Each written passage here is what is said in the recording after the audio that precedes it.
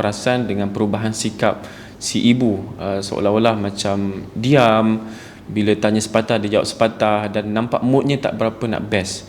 Barulah mereka tahu punca sebenar si ibu itu berubah sikapnya disebabkan si ibu ini cemburu.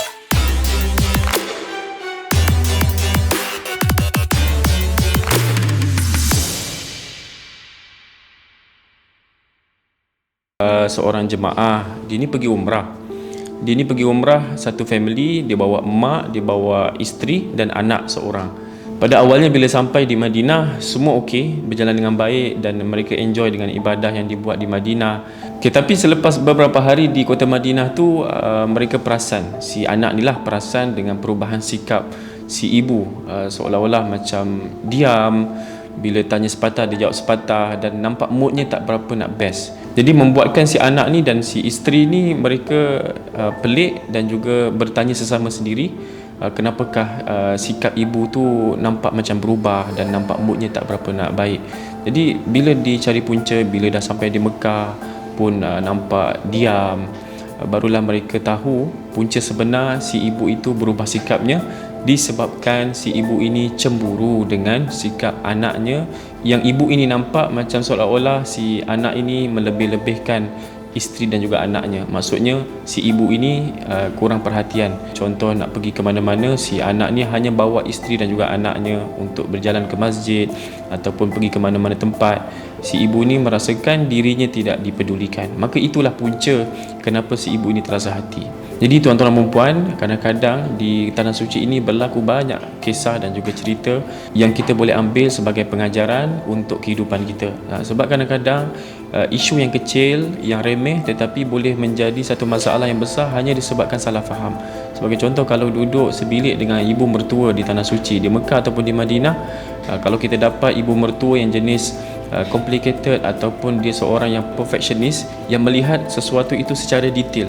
Katalah si menantu ini ada satu tabiat yang tidak digemari oleh ibu, pakaian kotor tak diangkat, kemudian makan bila comot-comot tumpah-tumpah tu tak terus dilap tempat yang kotor tu, maka menyebabkan perkara itu menjadi pergaduhan ataupun punca ibu terasa hati.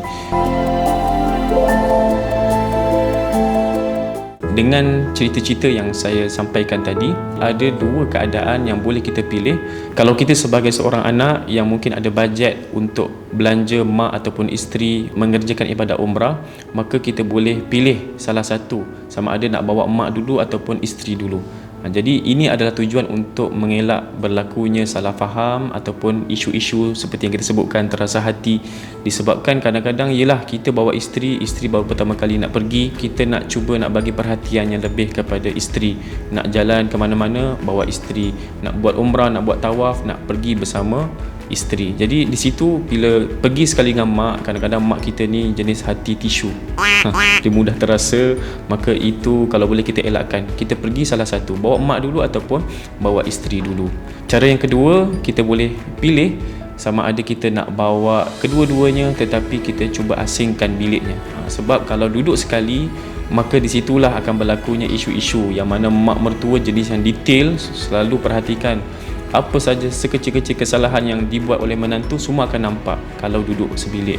Tapi kalau bilik asing-asing, maka biarkan emak itu duduk dengan sekumpulan daripada jemaah-jemaah wanita yang lain, dan kita bersama isteri duduk di bilik yang lain. Mungkin dengan cara sedemikian akan memberikan perasaan dan hati yang lebih mendamaikan dan juga keadaan yang lebih tenang.